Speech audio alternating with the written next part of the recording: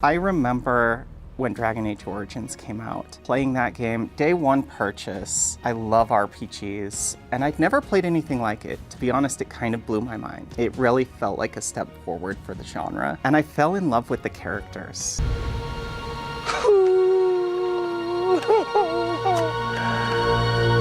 You know, ladies and gentlemen, it really blows my mind that on the 27th of August, which is today's date, of course, we're talking about Dragon Age the Veilguard yet again. I thought we'd finish with this obscenity of a game since February of this year, but it keeps coming back like a bad Karen. But he, him, she, her, and they, them, and then your gender is man, woman, non-binary. Now, what am I talking about? In fact, if you bought the game, you would have been sucker punched. And when was this game released? The 31st of October 2024. Halloween. That's my favorite time of the year, when I can wear my queer Starmer mask and walk around the neighborhood scaring the little kids. But have a look at this article here, folks, from, it's not Bounding into Comics, but That Part Place, who I think actually do way better coverage than its competitor. Watch this space. The next half hour for BBC brings you.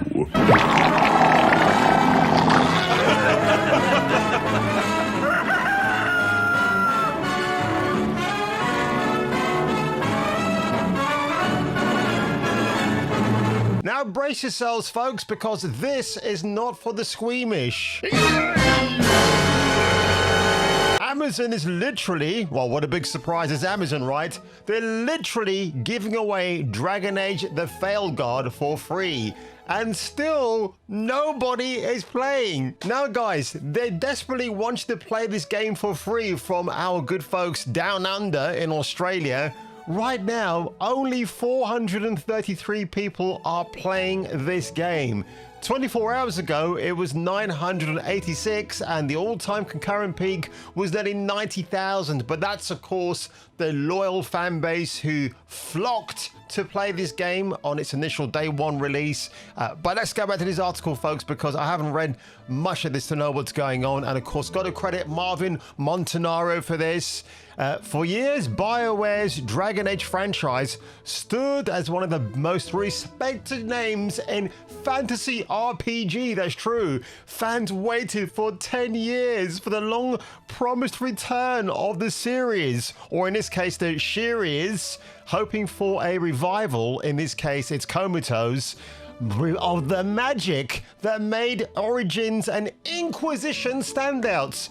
Instead, we received Dragon Age the Veilguard, and it's gone down as one of the most stunning disappointments in the modern audience gaming sphere, that people won't even play for free. Listen, I know this is all goofy. It's meant to be that way, but seriously, man, when you've got a slider where you cannot increase the breast size of a female character, then you're forced to listen to the diatribe of a character called Tash, who tells his or her mum that he's a he, they, she, them, it, what. I don't give a fuck. So my child respects every culture except her own.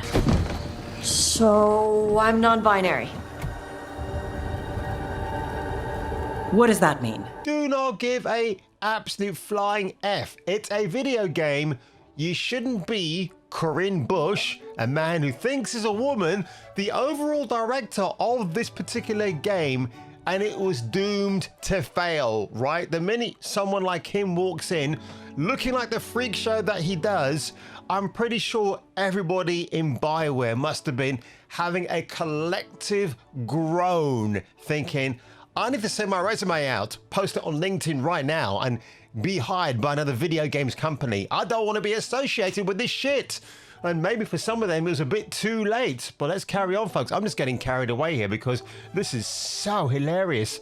Now, how bad is it 10 months after launch, the game has already been given away on PlayStation Plus, that was in March, bundled into Xbox Game Pass through EA Play or EA Gay, and now Amazon Australia is literally handing it out for free with over 1,000 different purchases. And yet still, no one is playing it. So the Amazon Australian giveaway is as follows. So between the 20th of August and the 2nd of September, which is next week, Amazon Australia launched a promotion where anyone buying qualifying items, everything from routers to controllers, would receive a free copy of Dragon Age the Veilguard. I bet you're really excited, aren't you? According to reports, more than 1,000 separate items triggered the freebie. Imagine buying a printer or a kitchen appliance and finding this bonus video game tossed into your order, or rather get tossed off and tossed out. Far from being a celebration, it's more of a commiseration, Marvin. It comes across as a digital clearance bin, or in the Pet Shop Boys case, it's a digital clearance sin.